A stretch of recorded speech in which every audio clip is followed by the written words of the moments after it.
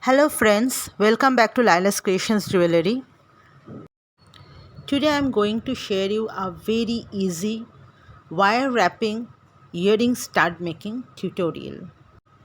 Here I am using 8 mm lava bead, 20 gauge copper wire and 26 gauge wire for wrapping and 4 mm crystals, multicolor crystals I am using here.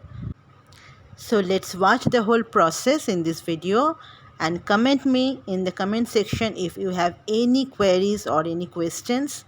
You feel free to question me, comment me, and I am here to answer your questions, your queries, and please see the full video without skipping it so that you can understand the whole process.